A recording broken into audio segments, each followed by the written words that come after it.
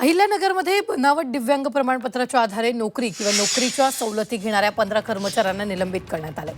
जिल्हा परिषदेचे मुख्य कार्यकारी अधिकारी आनंद भंडारी यांनी याबाबतची माहिती दिली। या 15 कर्मचाऱ्यांमध्ये बहुतांश कर्मचारी शिक्षण आणि आरोग्य विभागात नोकरी करतात। जिल्हा परिषदेमध्ये नोकरी मिळवण्यासाठी किंवा नोकरी कार्यरत असताना सोपी कामं किंवा इच्छुक ठिकाणी बदली मिळवण्यासाठी बोगस दिव्यांग प्रमाणपत्राचा आधार घेऊन या कर्मचाऱ्यांनी शासनाची फसवणूक केल्याचं उघड झालंय।